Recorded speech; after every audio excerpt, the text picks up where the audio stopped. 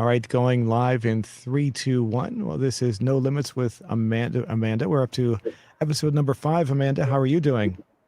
I'm doing really well tonight. It's been a crazy busy week. I can't believe it's only Thursday, but I'm excited to be here with you. How are you doing? I'm doing okay. Before we went live, you said you have like some rain in the area. Is that causing some issues for you? Well, it was, you know what they said there was supposed to be flooding. Thankfully, this week there, knock on wood, there hasn't been any flooding, so we've been okay. There were like it looked like the sky opened, there was torrential downpours, lightning, thunder, and then it just stopped.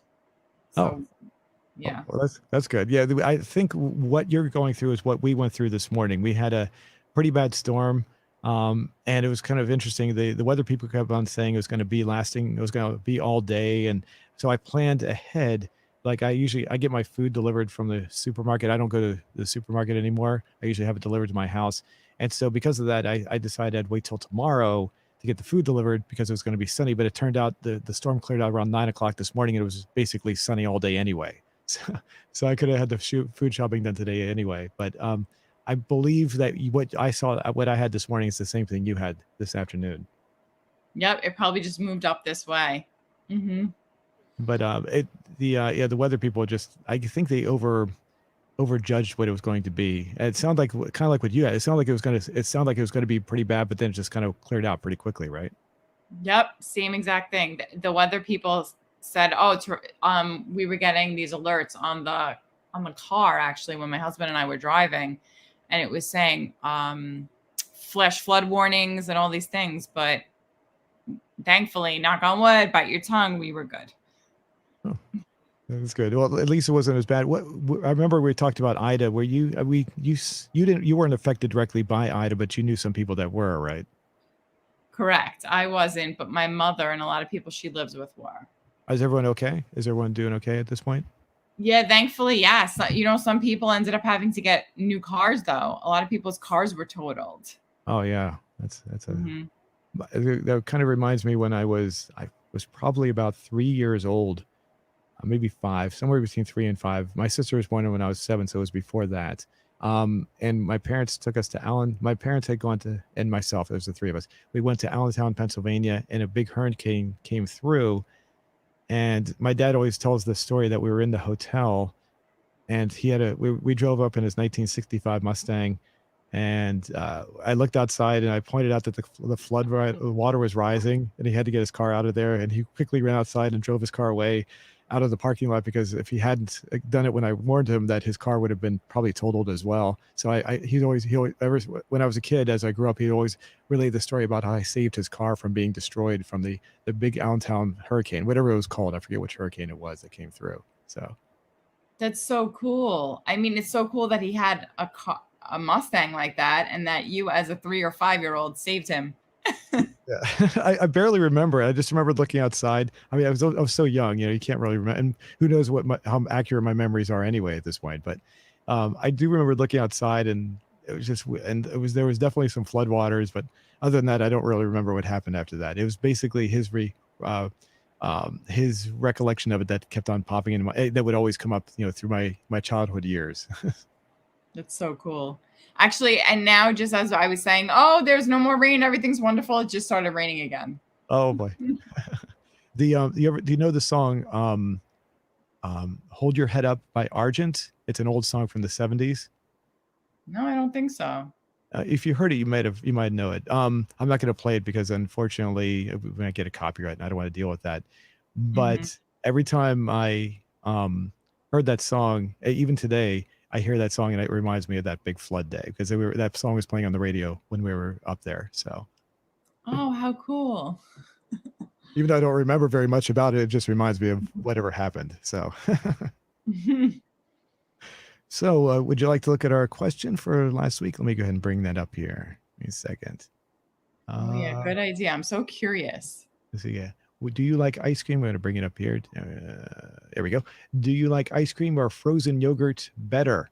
And we had a couple of extra questions. What is your favorite flavor? Leave a comment. Do you like ice cream plain, or do you like toppings? So 85% overwhelmingly say ice cream. Next down, 7% with frozen yogurt. 5% with I don't care, and 4% with I don't like dessert. That's the right way to spell dessert. I know you corrected me on that. I appreciate that. For some reason, I didn't think that was the right spelling for some reason. So No, you got it.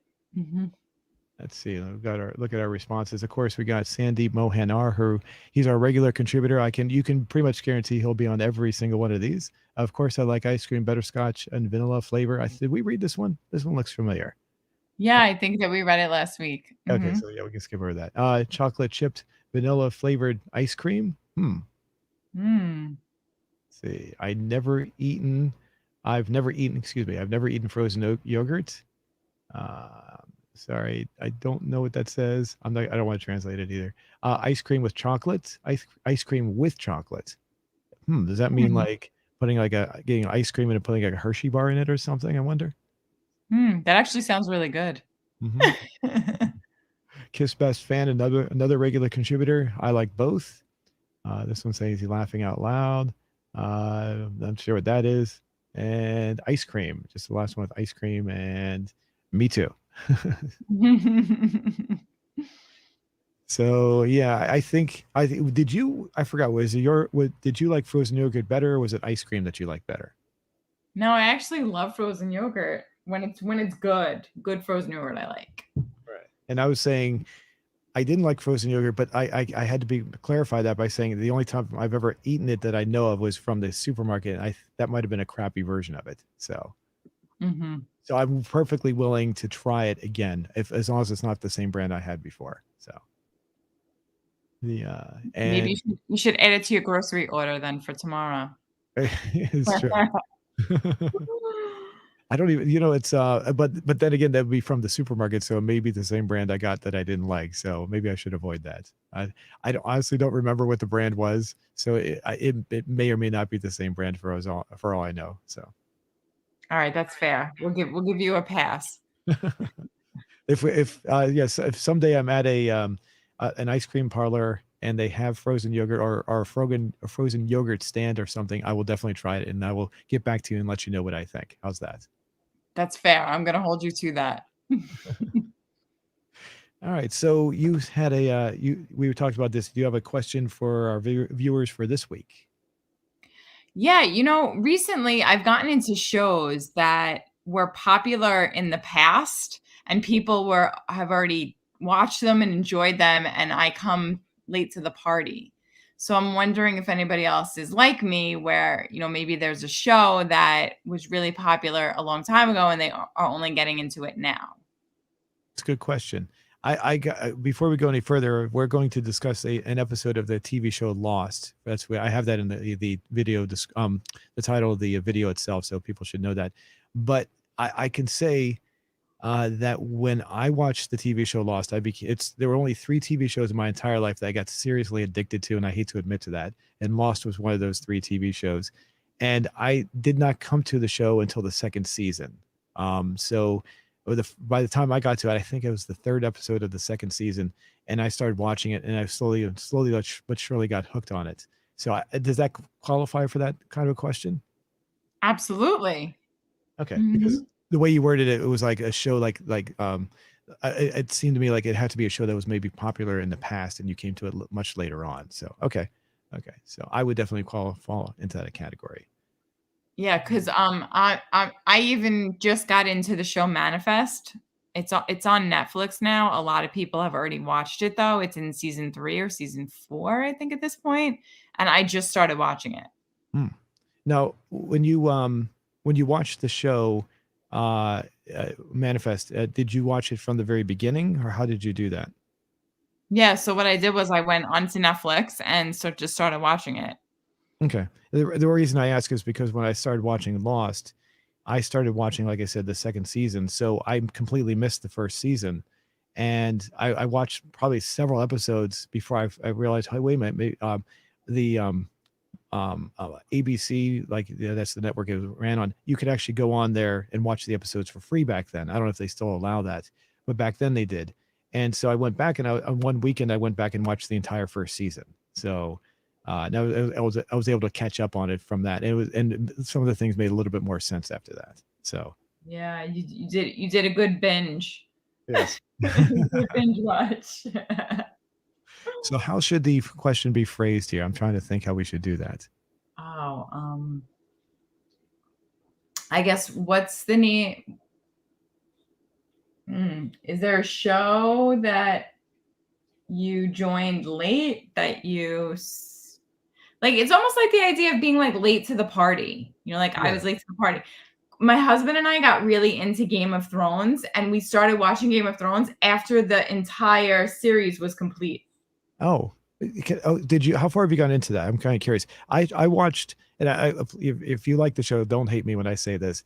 I watched the first episode and I couldn't get through it. I tried it again. I couldn't get Mhm. through it. I tried. I sat down one weekend and I watched the first four episodes. And by the time I got to the fourth episode, I was like, okay, I don't really care for this. And I stopped. And I never went back to it ever again. Is it worth sitting through any of that? Yeah, like we had to suffer through the first 2 or 3 episodes, but then we got into it. So if you're already at the 4th and you're not into it, it might not be for you. Okay. Okay. When I first went on the very first episode, they showed like a dragon or something, maybe, or something, or not, maybe not a dragon, but something that looked like it was going to be supernatural or something in the very first few minutes of the show. And I thought, oh, this will be really good. And then as the show progressed, I just got really bored. And then it got in the second episode and the third. And then, like I said, I wanted to like it. I actually tried to like it. I just couldn't get myself into it. So, I mean, how about this? If I were to skip ahead and maybe jump in, is that something that can be done on this show? Yes, but you would definitely like have to fill in the blanks because so much happens each episode with that show. Ah, okay. So basically, it's best to like to start from the beginning all over because, and then just watch it and sit through. And then if you said the first couple were the only ones that were pretty bad. The first couple were hard for us to sit through because there were so many characters to learn and so many names to get familiar with. Hmm. But then after we did that, we were able to really get into it. Okay. Now let me ask you this: how far have you gotten? Did you complete the entire series? Yes. I remember a lot of people when the final episodes came out, they were really upset by the ending of it. And I don't know all the details, but I do know that what I heard is that the person who wrote the original novels or stories that these were based on had not completed the story yet. So the people, the showrunners who created the show created their own story. And a lot of people blame that as to why it wasn't very well liked. Did you like? Uh-oh. Are you there? I'm here. Okay. Yeah. Yeah. Did you hear what I asked? You asked if I liked the last season. Was that what it Yeah. was? Yeah. So I heard the same thing as you that the writer of the actual books didn't finish the series and that the showrunners themselves did write the last season. So a lot happened in the last season that I was not happy with. Oh, okay. Okay. And So you could tell it was a different writer too from the things that were happening. gotcha.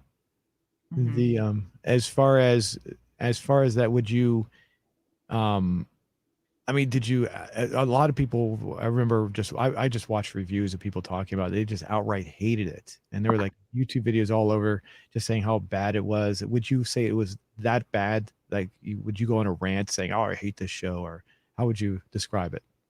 No, no. I think that what they chose to do was okay, it was a choice. I'm like, I don't know if I would have ended it differently myself if I had written it, but I definitely wouldn't go on a rant about it. I wasn't that angry about it. Oh, okay.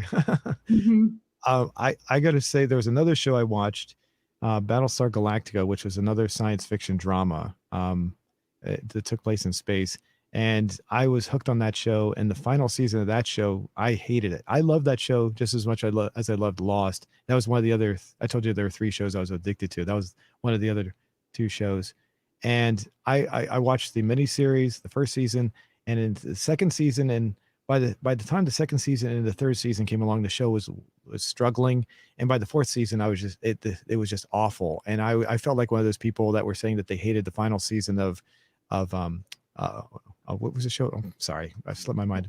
Game of Thrones. Game of Thrones. I felt like I had the same kind of reaction that the people had for Game of Thrones. I just hated it. Couldn't stand the final season of Battlestar Galactica.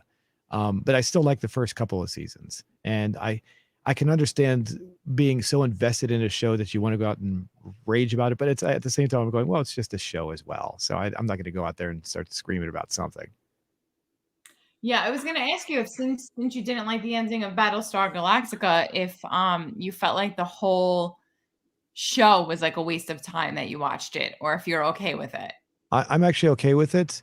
The Mhm. miniseries, when I watched it for the first time, I didn't have cable, so my dad recorded on an old VHS tape for me, and he gave it to me, and I got hooked on that so badly that I watched that thing like 4 or 5 times because it was so great, and I could not wait for the first season. The first season was phenomenal. I still think it is. The second season was great. Um, so yeah, I don't think it's a waste of time. I just don't, when I have rewatched it, but by the time I get to the midsection of the second season, I just don't watch the rest of it. I just act like it didn't happen. That's what I do. That's fair. That's a good idea. Just pretend the show ended when it did, and that's Yeah. it. Now, I don't know if you know this, but that show was based on another show from 1978 called Battlestar Galactica. Did you know that? Oh no. Yeah, it was a TV show that came out, and it lasted one season. And what the people who created the new show, David Icke and Ronald Moore, they were the two showrunners. They were the ones that led the whole thing, everything about the show. They were big fans of the original show, so they stayed true to the original concept of the show. And several people pointed this out, and even I noticed it. The show started to fall apart when they stopped rewriting the original show, and that's when it started to become flat and stale. And then the final season, it was completely of their own writing.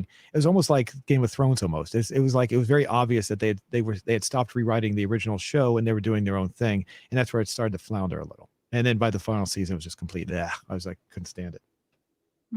That's interesting. It seems like now people should learn from the past. So like moving forward, they should never rewrite something. Yeah, like that's No. okay. I mean, that's great. That is great words of wisdom right there. But I don't think that's ever going to happen. They always want to remake everything, which is really aggravating. So, Yeah. I take that back. Battlestar Galactica was a good remake. So I mean, there are exceptions to the rule. So, but I'm just tired of seeing like they're remaking this or remaking that. That just gets really frustrating. So. Hmm. Okay, so I put down, is there a popular television show? I thought that was the best way of phrasing it. That you like, that, um, how should we, is there a popular television show that you joined? How should we say that? Now I've got stuck again. That you started to enjoy later on. Like I'm Really gonna say later on. enjoy, um, starting to enjoy, well after the show began or something? Yeah, Or, that's perfect. okay, you can. Yeah. Oh, okay. Then we have to. I guess we should. I'll say name that show. We should put that name that show. Yeah. How should we? How we I want to do a poll on this. How can we do that? I guess we can say yes and no, because that way we'll be able to gauge the poll. If we don't do a poll, unfortunately, we won't be able to tell how many people actually engaged or participated in this question. You know what I'm saying? So what we can do in the poll is say yes and no, and then we can say name that show, and then people can leave comments as what show that is. I think that'll work. Perfect. Name the show. See, just name that show. Would that be good? Hmm. Okay. Leave it. Oh, whoops. Cool. All right. You started at you. Put the word you out there. Okay. I'm going to read it out loud. Is there a popular television show that you started to enjoy well after the show began? Okay, there we go. And name that show. Leave a comment. Okay, cool. Yes. Capitalize the Y. Yes. No. I don't watch TV. Television. And anything else that you think we can add on there? No, but you wrote, I watch television. You Oh. wanted to say I don't. Okay. Okay. I don't watch television. Okay. I don't care, maybe. How's that? Perfect, I think. Cool. Or what about like I prefer movies? Oh, okay. That's a good one. We'll put that here and then we'll put the I don't care at the bottom. Okay. There we go. All Yeah, right. looks good. Okay. All right. Here we go. I'm going to post it. Cool. All right. So we'll come back to that one. So the show, now this is something before we went live, I told you there's something very special about this episode. And I've always wanted to have an experiment. What we're going to discuss is the episode called The Constant, which was a part of Lost. It was season, hold on a second, I'm going to bring up my information here. I can bring up the IMDb page so we can look at this together here. Here's the IMDb. So this was The Constant from the TV show Lost. It aired originally on February the 28th of 2008. It was episode number 5 of season 4. So by this time, when I was watching the show, I was well into the show. This episode in particular, to give you an idea, when I saw this, I think this is the best episode of the entire show, in my opinion. So there is show, as with any TV series, there's going to be ups and downs. Some episodes are better than others, but this one when I saw it, just blew me away. And I got my dad at the time. I got my dad to watch this because he said, "You guys see this episode?" So he watched it, and he started watching the show after that as well. But he didn't fully understand the show after that. So, but he got the gist of the show. The show itself is kind of it's one of these shows you have to really watch, and even the writers kind of leave things up in the air, so you don't really get all the answers to it. So, but this particular episode just really blew me away. And as far as being a show, if I were to pick like if I had to have a list of like maybe the top 10 best science fiction episodes, individual episodes, this would definitely be near the top of that list as far as I go, as far as I can say for TV episodes. So what I was going to say before I let you speak, the reason I was happy for you to see this is because you've never seen the show Lost before. And in the episode, Desmond, who's one of the main characters of the show, loses his memory. So he does not know the main characters in the show. So I wanted to see what someone like you who had never seen the show to experience the show in the same kind of way. You don't know the characters in the show. And so you're kind of like experiencing it like the same way that Desmond is. You're seeing the show from a perspective that like this could be an independent show that you don't need to know what the rest of the show is about. And you're kind of lost in the, pardon the pun, but you're lost in what's going on because Desmond is also lost with what's going on around him. So does that kind of make sense? Yes, and honestly, it's basically what happened because I felt like in the beginning of the episode, I had to pay very close attention to what was going on because the timeline was off. Mm-hmm. So I felt like if I wasn't really eyes peeled, tuned into this episode, I wouldn't have really been able to catch up to figure out what was going on, who was who, why I needed to know what was going on. And honestly, I can understand why after this episode your father got into the show because now I want to go back and watch it. Oh, okay. Okay. So now originally before we did this, I suggested this because I said there was a romantic element to this. And for some reason I sent you an email too, but I'm telling our viewers know. For sure, I hadn't seen the episode in a little while. I thought the entire episode focused on that romantic element, and it's kind of there, but it's more or less just the last maybe 10 minutes or so of the episode. So, and we had done a movie last week, The Cutting Edge, and that was a romance comedy. And this was definitely not a comedy, but I was thinking this would follow up in the same kind of vein. But then I realized, oh, wait a minute. I watched it. I was like, oh yeah, the romance is only the last 10 minutes.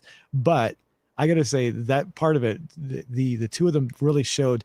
The two actors that do this, they're really convincing that they really love each other. They do a really good job of that. Yeah, I definitely agree with that. And I feel like it was a build up, which was nice because you needed the time. So like you were saying that you felt like there wasn't as much romance in the episode as you had originally thought until like the last few minutes. Like I think it was like the last 7 minutes of the episode is when, the crescendo actually happens. But the build up is it makes it so that you're so I can't think of the word, but very like, into the story, because it's threaded through. It's lightly there. It's threaded through. So you needed that build up, to be able to have the crescendo at the end. Mm-hmm. And I gotta say now, out of all, I don't want to give it too much away because you said you might actually go back and watch the show from the beginning. It's okay. I won't. You can give it away. Go ahead. Oh, okay. Well, I gotta say the way these two that's Desmond and Penny. Okay, they're and the love that these two characters had was the most convincing out of all the characters. It seemed like almost every character fell in love with somebody in this show. There was everybody. My dad referred to this, I think, as a almost like a soap opera of sorts. But everybody seems to fall in love with somebody. But these two carried on. That you could tell that they were definitely in love and they loved each other. And like I said earlier, the actors did an excellent job of portraying that. There were some of the other characters in the show. They said they were in love, but it just felt like it was just words being spoken. It didn't really. It fell flat. These two characters always felt like you wanted them to get together because you could tell that they left. The reason that they left was maybe not the best reason, but you always wanted them to get back together, and you hoped that they would. And this was the first time in the show that after they'd broken up, that you were finally getting an idea. Oh, they're going to finally get back together somehow. And this whole phone call thing at the end just really cemented that. And you're like, wow. And it had this really good positive feeling for me at the very end, almost like a crying moment. So. Yeah, I agree. Definitely. And the word that I was thinking of was invested. So like you become very invested in the episode because of the buildup. Like it was just, I agree with you. I feel like this was such a well orchestrated episode of a show that really I don't know, it makes me really want to go back and watch it. It was just everything was in there. There was like adventure, there was mystery, there was excitement, there was the best friend supporting him, and then there was the love story. It was beautifully orchestrated. Mm-hmm. Mm-hmm. And at the very beginning, I don't know if you caught it. You probably did because you said you were trying to pay attention. Desmond is looking at a picture. I'll try to do this so it's not too bad. He's looking at a picture of he and Penny. Did you see that? Yes. Yeah, there we go. So yeah, that picture is that's shown a lot throughout the TV series itself. So and they even have an episode where they explain where the picture came from. So the show normally when this show is on, you have to have watched the previous episode, with the exception of the pilot episode, of course. You have to have watched the previous episode to really understand what's going on. This one, you could. And what they would do is they would have a recap at the beginning of each show. There would be a person who would come on, a narrator, and said previously on Lost. And what you'd get is like a montage of scenes from previous episodes, just so you can guess, so that those scenes would make more sense as you watch the episode. As I explained to you, that this one is a standalone episode. Because even though there are scenes in there that if you watch the series, it might make a little bit more sense, you still don't need to have seen them for it to actually make sense. The show itself, like 85% of it is just like a decent story. There's like maybe 15% or so that you're like, okay, if I'd watched the show, I'd understand what's going on, but you really don't need to understand that part of it. Would you agree about that? Oh yeah. This is like I was completely, it took me a few minutes in the beginning to kind of get my bearings, but once I caught on, it was very easy to be able. I was surprised because you did tell me in advance of watching this episode that it was okay because it was a standalone, and like not to worry that I didn't watch any of the other episodes. But I was a little skeptical at first because of what I know about Lost. Like I was told in the past that you can't miss an episode. So I was surprised, pleasantly surprised, that I was able to completely keep track of the story without having watched any other episodes. Okay. Now you said you don't mind if I spoil anything. Is that correct? I mean, I don't want Yeah, to do that. go ahead. Spoil away. Okay. Well, eventually, by the end of the fourth season, which is the same season this one, Penny and Desmond do finally get back together. So. Oh my goodness, that's so exciting! Now even though you spoiled it, I still want to go watch it. And but the one drawback was, and oh, they get married and they have a child, and the show advances by 3 years at that point. So there's a point where the show jumps ahead by 3 years, and the problem I had is when they finished that little story arc of theirs, as I felt they should have just wrapped up. They didn't need to bring. They could have let Desmond go away, but they didn't, and they kept his character in there. And I didn't like the way they treated Desmond on the rest of the for like the final two seasons. He was just like a fifth wheel almost. He didn't really need to be there anymore. And it was almost like they were trying to find a reason for him to be there. And his story arc wrapped up. It was they get together, they have a family, and at that point it should have just ended. But I guess because his character is so popular, he was one of the well liked characters in the show. I think that's why they kept him in there, and they were just trying to find reasons to keep him in. They didn't really need him though after that. So, um, All right, so he was just adding ratings to the show, so they didn't want to get rid of him. yeah, and the show itself has this, as you could tell, it has a science fiction element to it. So, Mhm. with the time travel, obviously, and there's a reason why Desmond has the ability, why he started jumping through time like this. At the end of the second season, there's an implosion. There's this large electromagnetic implosion, not an explosion, but an implosion where and there's an what they call, it's a Dharma station. It's a station where back in the 70s, a group of, and it lasted into the 90s, a group of scientists came in and they're doing experiments. Those scientists have long since left, and the buildings are still there, and he's was in that building trying to maintain it. He had to press a set of, he had to enter a code every 108 minutes, otherwise it was going to implode. They let it run out, and the station eventually imploded. He kicked in a failsafe by putting this key in, and the whole thing imploded, and everyone thought he died at the end, but it turned out he actually somehow survived.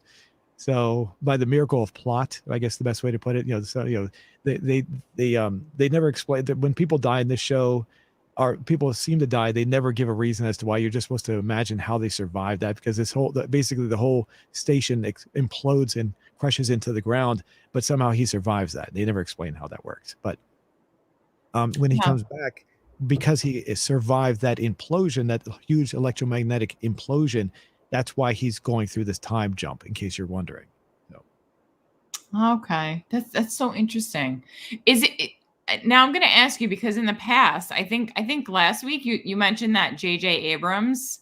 Whenever you watch like one of J.J. Abrams shows, there's a lot of the viewer having to fill in the blanks. Is that the way that Lost was, like where it was a lot of the viewer figuring things out on their own? yeah, yeah. In fact, J.J. Abrams has I don't know if you ever heard of this. There's a video on YouTube, you can see it, where he describes his concept of doing movies or TV shows as creating the mystery box. And what it does is the mystery box, I kind of describe it as being similar to a MacGuffin. Do you know what a MacGuffin is? No, it sounds like a familiar term, but I don't know what it is. Okay, a MacGuffin. I'll describe that, and I can go back to J.J. Abrams. A MacGuffin is an item, or it could be something that's real, could be something that's non tangible, could be an idea, could be a thought that the characters in the movie or TV show are going after, but it oftentimes it could be a mystery, like the mystery box, but the viewers don't really care to get an explanation as to what it is. They're fine not knowing what it is. It's just basically that the main characters in this plot in the story are going after something, and that's what's driving the plot forward. But as far as the viewer is concerned, they don't really care about it. Have you ever seen the movie Pulp Fiction, or maybe any of the Indiana Jones movies? Yes. Which yes, to what, the Pulp Fiction? Oh, I've seen Pulp Fiction, but never understood it. Okay. And In sorry. Pulp, yeah, that's fine. In Pulp Fiction, they're trying to get a suitcase with a golden light inside. You know what I'm talking about? Okay. Yeah, I remember that. Yeah, that would be a MacGuffin. That would be a primary example of a MacGuffin. They were trying to get that, but they never tell you what it is. But the characters in the movie are fascinated, and whatever it is, they need to have it. That's a MacGuffin. So that's an example of what a MacGuffin is. So, Okay, and makes sense. yeah. Say it again. I'm sorry, I cut you off. Oh no, it makes sense now. You Oh, you makes sense. explained it. You explained it very thoroughly. Thank you. Okay. Now getting back to J.J. Abrams, he creates a mystery in his stories, and the difference is that his mysteries are relevant and need to be explained. And what happens is he creates these mysteries so that people are lured in to watch his movie or his TV show, and they're fascinated by this mystery that would be similar to a MacGuffin, but the difference is there has to be an explanation about what this item is, or scenario or whatever. Like in Lost, it would be the mystery of the island itself has so many mysteries, so there's lots of them, but those mysteries oftentimes never get fully explained. And the problem is that's what's with his style of storytelling. You never get a full explanation, but those explanations are needed, and a lot of people get frustrated with that. So unlike a MacGuffin, you don't need an explanation. With his, though, you do, and so the story becomes very lacking. And you oftentimes you'll fill in the blanks with your own, what they refer to as headcanon, like you created a story in your head to explain how they got to a certain point. And I find that to be very bad in some ways, though the writing in this show is very good.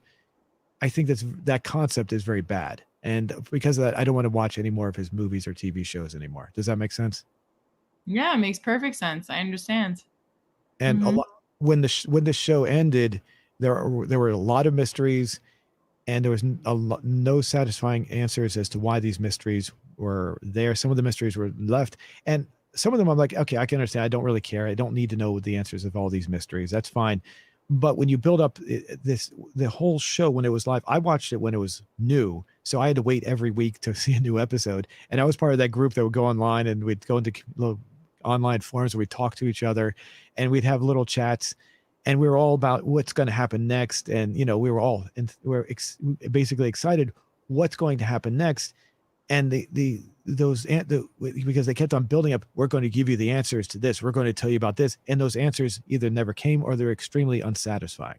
By the time the show came to an end, there were a lot of people that did like the ending, and there were a lot of people that just outright hated the ending because it didn't go anywhere. So it depends on how you look at it. I mean, they didn't perceive it as going anywhere.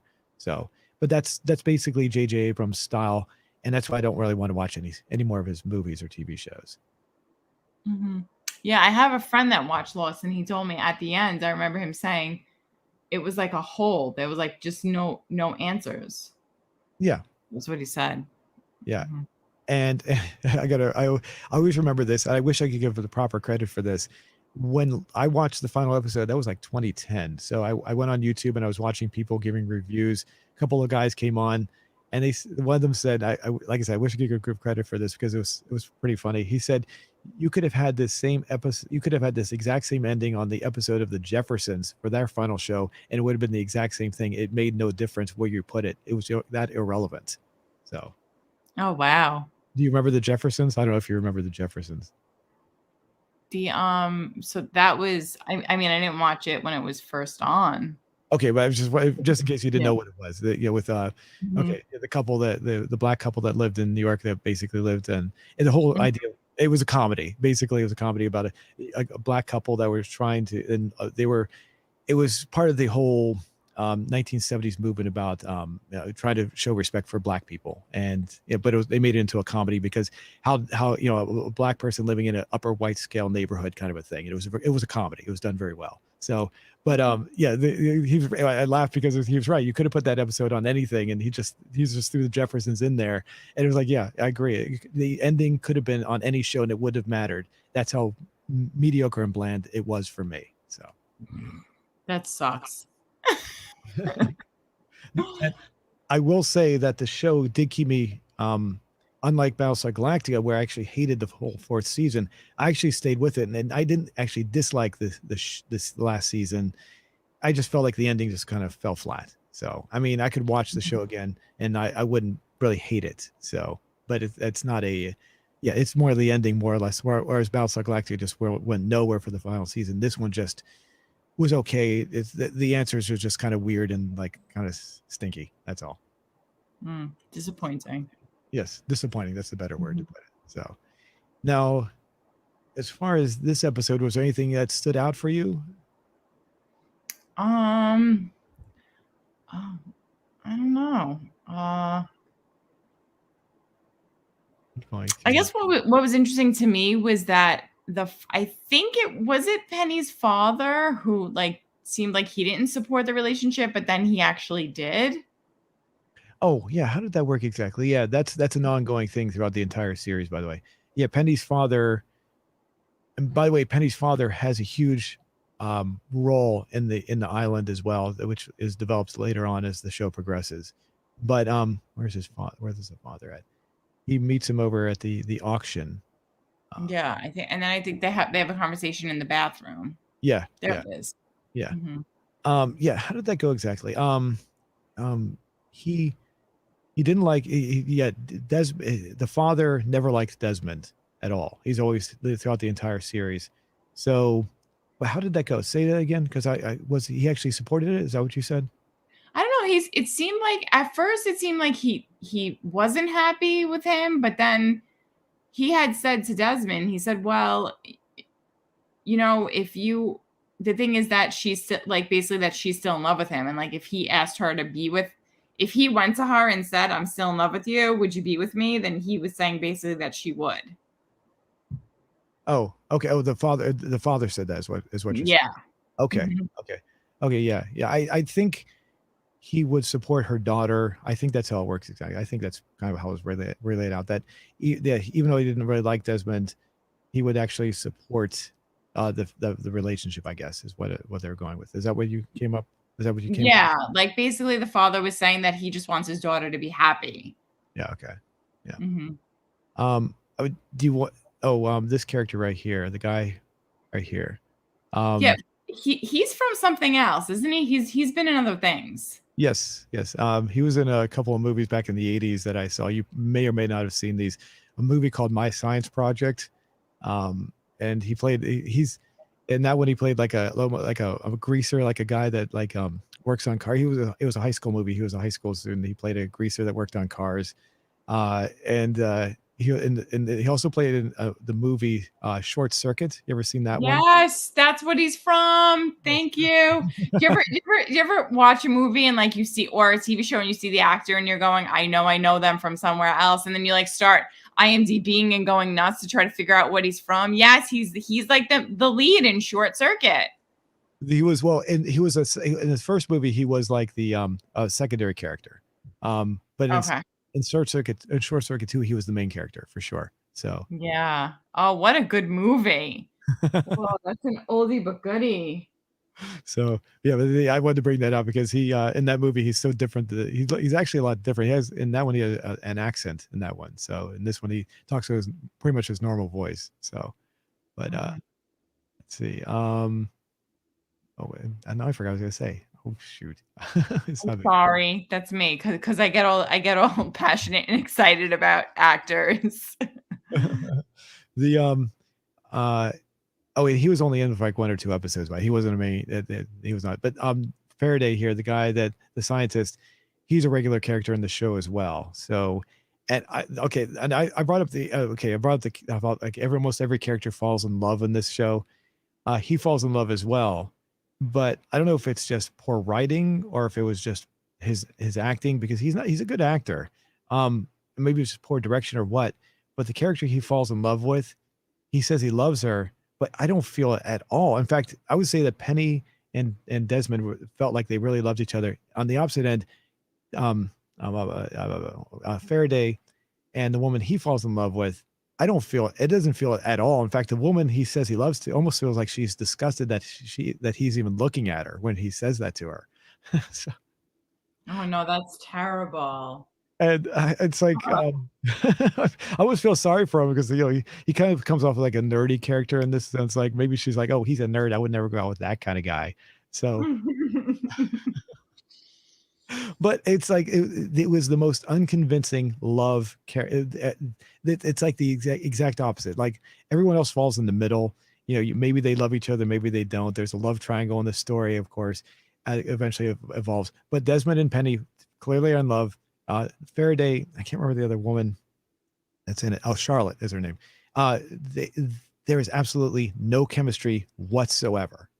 It's like, and I'm like, you're telling me you're trying to say that he loves her, and yet it's almost like it's like I said, she's disgusted by it, and even him saying that he loves her he doesn't even feel like he's saying. He's just like he's saying the words like he with no meaning, just like he's reading off a like a blank slate, or he's just sort of reading off of a script, and he's not putting any emotion into it at all. That's how much it feels. It's so lacking and unconvincing. It's so funny how you have the two extremes. His relationship and Desmond's are the exact opposite. So Wow, that's so interesting. And did his relationship have a build up at all, or he literally just one day was like, I'm in love with you? that's pretty much no. There was no buildup at all. It's just one day he says, "Hey, how did that work exactly?" There's an atomic bomb on the island, and he says something she's standing next to him, and he says that he doesn't want anything to happen because the woman that's there is the woman that he loves. And you're like, wait, what? And you're like, where'd that come from? And she doesn't even react to it. She's just like, okay, whatever. Wow. Yeah, no build up at all. And then maybe once or twice after that, like her character eventually she dies, and he feels sorry, but it doesn't even feel like he's that sad that she dies. So, I can not that it really matters, but at the very, let's see, she did make a small appearance in here. There she is. In fact, that's her right there. That's the character right there. So Okay. her name is Charlotte. So, and they worked together. They came to the island as they were hired by the father, Penny's father. So Penny's father had hired them to come to the island to explore the island. The main characters of the island crashed on a plane while they actually were hired to go to the island. They arrived like 4 months after the plane crashed. So they're there because they're doing a job and I honestly, the job that they do is not really, it's there, but it's almost irrelevant. They just become like regular characters in the show, and the job that they do just really seems like it's inconsequential to the rest of the plot. It's just like it's almost like a MacGuffin of sorts that they have to do something, but you really don't really care about it. And I honestly, I don't remember what they did. And I watched the show over and over again. I barely remember. They went into one of the Dharma stations, and they had to do something, and it was so irrelevant. It's like, okay, and you just forget about it after a while. So interesting. Let's see,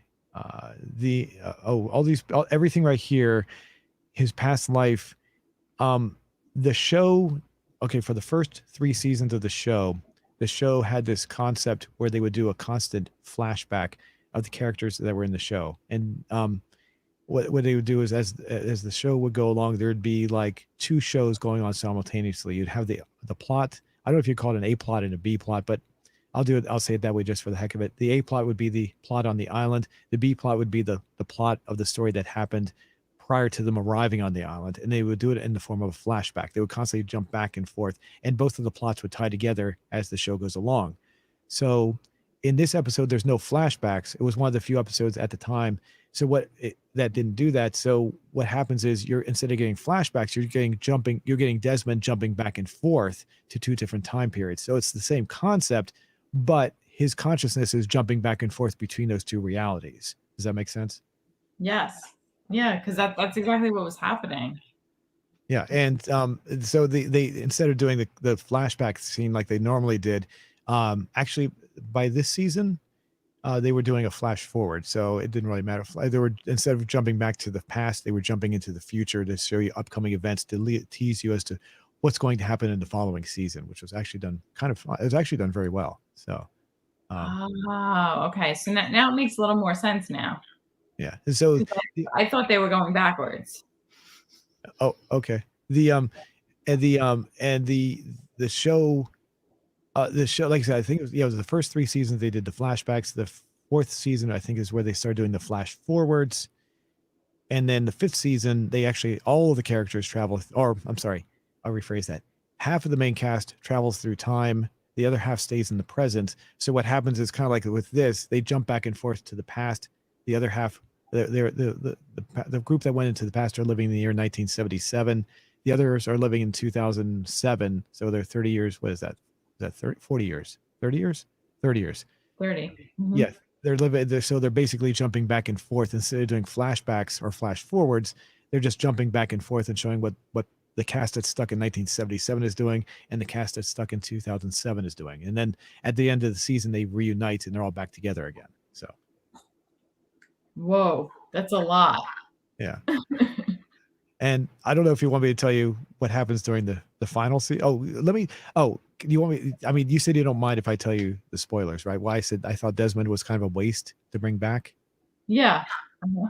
Oh, I shouldn't say bring back because he never actually left. What I mean is, um, to keep his character on board. After he gets him, after Penny and him they get together. They spend the show jumps like 3 years, and everyone gets 3 years older. He has a wife. I mean, I'm sorry, he has a child and his family. They're living together and they're very happy.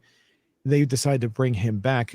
Penny's father, who is, I said, has a major factor in the island, brings him back to the island because he has this ability to jump through time or whatever his ability is. They hook him up to an electric device, and he becomes a bridge between the actual reality that everyone's in and what is eventually referred to as a limbo of where everybody who dies in the show eventually goes to. So the final season is you have two different realities. You have the actual reality where everyone's there, and everybody after they've died, they've gone into this limbo. Even the characters that are still alive are in this limbo because it takes place farther into the future. So he's jumping back and forth between this limbo, and he's like a bridge, like I said, between the limbo and the reality to basically try to guide the characters into the afterlife, so to speak. So, Oh, wow. and I thought it wasn't really necessary. It was, like I said, they didn't really need him to do that because he doesn't. They could have done that by other means. I was satisfied when he finally got back together with Penny. They could have, in my opinion, could have left it there. They could have even killed him off if they wanted to. I wouldn't have, it would have been interesting to see a story where they finally meet and he dies saving something, and they're, you think, oh, they're going to get together, get back together, and then she's heartbroken because the person she loves died doing something heroic or something. I would have been happy with that too, even though I like his character, but they didn't need to keep him on. That's the thing. It was just pointless to have him be this bridge to guide the characters back and forth. They could have done it in another way, and it was just pointless. So Mm-hmm. I felt like they were actually, after this episode, I thought he would end up dying at some point because of what happened to the other guy, to the guy that was in Short Circuit also, because then he got the bloody nose and then he like basically died. Yeah, exactly. Yeah, I know what you're saying. Yeah, yeah. Mm-hmm. The funny part is the woman I was showing you, Charlotte, at the very beginning here. Mm-hmm. The woman that Faraday loves, she actually dies for that reason later on in the series. Not her, but you know what I'm talking about. That woman. It's hard to cue this up sometimes. There she is. Yeah, there she is. Yeah, she dies for that exact same reason later on. So, but yeah, no, he doesn't die for that reason. Desmond is one of the few people that actually survives to the very, very end of the show. And when I say few people, there's very, very few people that make it to the very end of the show. So, Fair enough. there's I would say, I think I did a count. I think it's like maybe 6 people out of all the entire cast that's left at the very end. Maybe 8 people. I think I'm leaving out a couple, but there's like a couple dozen. There's like a few dozen people that are introduced throughout the entire series, and they're basically all dead by the very end. So, Wow, that's like Game of Thrones. Nobody's, well, I don't want to tell you what happens, but people die. okay. I heard in Game of Thrones that they would kill off main characters pretty quickly. I mean, without hesitation, or is that right? Absolutely. Oh. Yeah, you couldn't get attached to anybody in that show. Was that good? Would you say that's a good concept, or would you think it's better to keep the main characters in the story? I don't know. I thought it kept it really exciting. So like you wanted to make sure that you didn't miss an episode because who knows who was going to die next, but it made it so that you missed some of the characters. So it's good. It kept you coming back. Okay. Now, I will say in Lost, sorry, I didn't mean to cut you off there if I did, but in Lost, the way they killed off most of the characters, it was very obvious that the writers had no need for those characters anymore. It wasn't like oh, you're like, oh my goodness, how are they going to get out of this now? That character's been killed off. It was like the purpose of that character was done with. So the writer said, okay, we can kill them off now. So, and with limited exception, there were a couple of times where they killed off a main character, and you're like, oh my god, what happens now? And you're like, and it's like so sad to see that character go. But a lot of times it seemed like anytime one of the characters, especially as the show progressed towards the end, it just seemed like that character's time was done with. They didn't need them anymore, so they could kill them off. So, Hmm. and there were a few characters in the first couple of seasons I can think of off the top where it was a surprise. You're like, whoa, they actually killed off a main character, and it's like it was actually surprising. So, and those were done like that. A lot of people say the first season is the best. I say the second season is the best, but probably because that's the season I started watching. The first season, the show, there's a mystery. Every season, as they describe it for Lost, is like a different series, almost like a different novel, as they put. I think it's the way they put it. Like imagine you're like reading a series of novels that complete each season. They, as they put it, would be like a different novel. Um, and so with the first three, each like season one is like a novel on its own, and each one, and it kind of is written like that because it does change. Each season does change, but the one thing I did notice is that each season would maintain the same kind of premise throughout the entire season, which kind of drag sometimes, especially the first three seasons, could kind of make it drag on a little bit in some ways. So the first three seasons, I think, had like 25 episodes each, and then there was a writer's strike that took place around 2008. So the last three seasons had far less. So the first three seasons really feel like they're being dragged out. The last three seasons only had like maybe 15 to 17 episodes each, so it was much shorter, and it definitely was noticeable, and it felt like they were speeding everything up just a little too much. So the first three felt like it's dragging on. The last three feel like they're speeding up too much. Okay. You know, it's so interesting to me that you have so much knowledge about TV and movies. Like, have you always been so interested? Well, just certain shows. So, Mhm. No, that's um, great. I think it's wonderful. You're so knowledgeable. I think thank you. Yeah, because I always it's kind of Lost is one of those exceptions because I always like to say between the year 1997 and 2013, I wasn't really paying attention to movies or TV shows, but Lost is one of those exceptions to that rule. So I just couldn't get enough of it. So I was Mhm.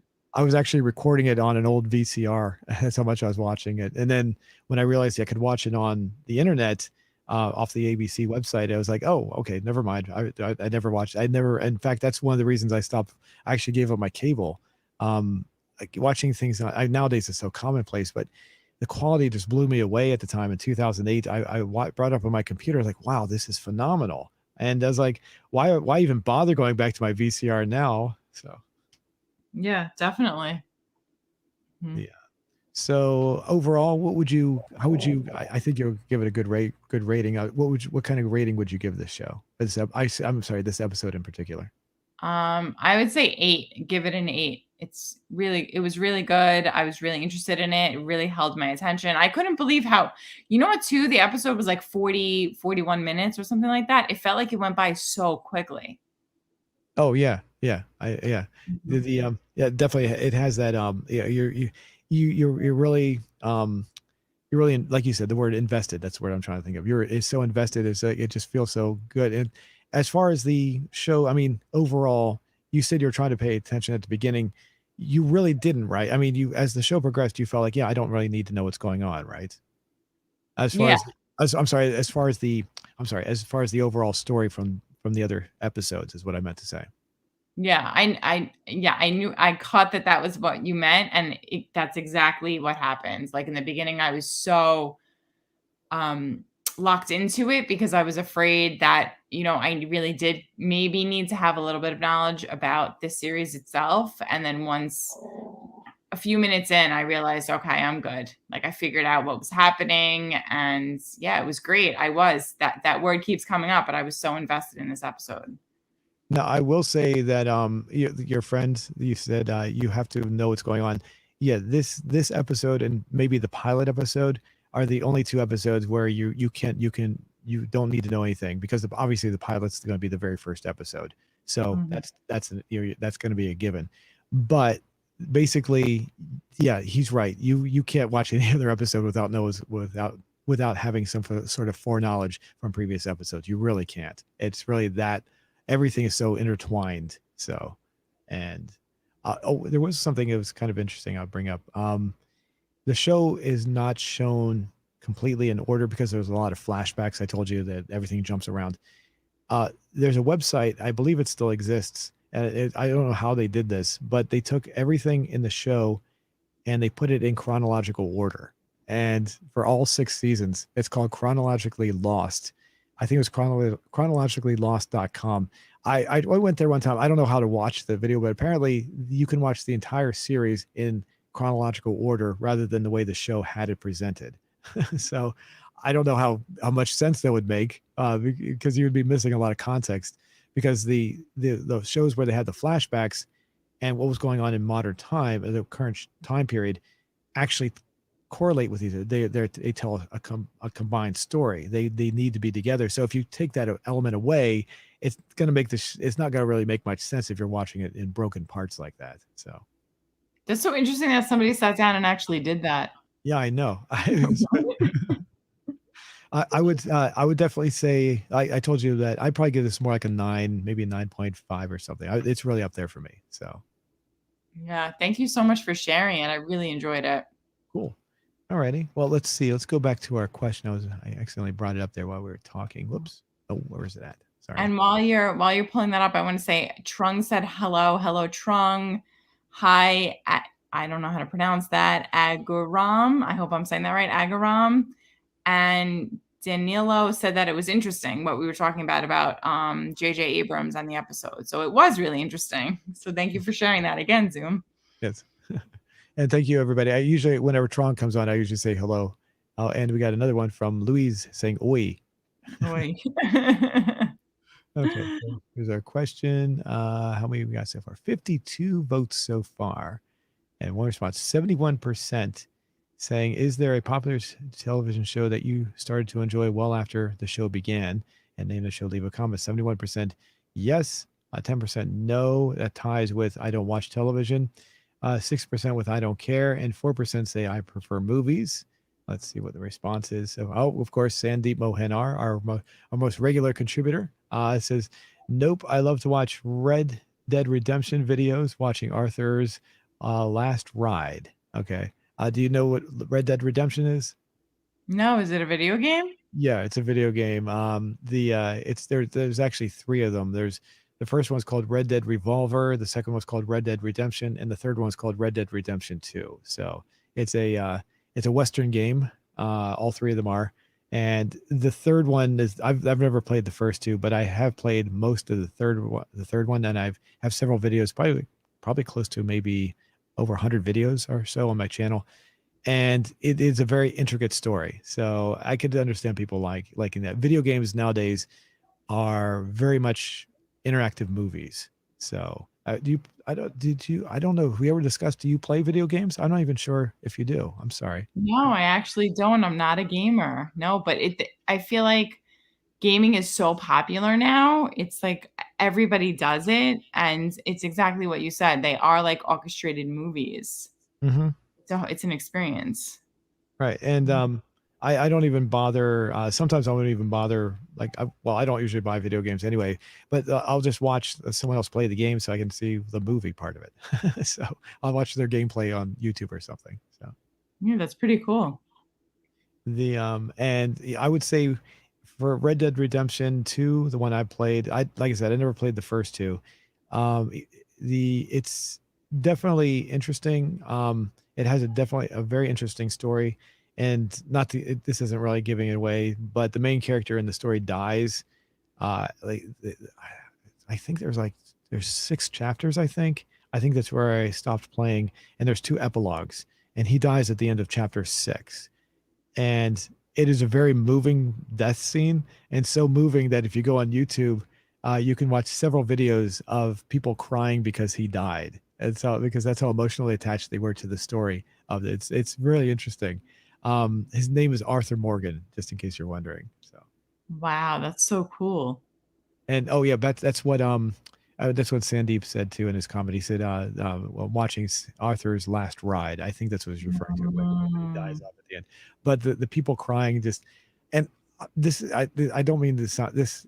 I hope this doesn't sound sexist, but I didn't realize how many female gamers there were out there. I was surprised. When I was younger, it was more or less male gamers. You know, female gamers were there, but they didn't seem to play these kinds of games. There are a lot of female gamers, and like I said, I guess I'm just I'm behind the times, I guess you could say. But there are a lot of female gamers. I thought that was really cool that really enjoyed the game too. There were a lot of women that were crying and men that were crying when he died at the end. So, Oh, wow. Yeah, but you're right, there are a lot of female gamers now. yeah, Mhm, yeah, and I was like I said, I'm behind the times. I was just so I didn't know that until sometime within the past like 8 months. I didn't realize how many female gamers there are out there. So mhm. all right. So, okay. Is there anything else you wanted to add before we wrap everything up? No, just thank you so much for the recommendation. I really enjoyed that episode of Lost. If anybody who's listening hasn't caught it, definitely see if you can catch that episode. It's really good. Yeah, it's episode number 5 of season 4. It's called The Constant. So, and yeah, like I said, it's yeah, it's what and you said too. It's definitely a standalone episode. You don't need to watch everything else to actually get it. And okay, cool. All right, thanks everyone. Thanks Amanda, and we'll see everyone next week. Okay, great. Thank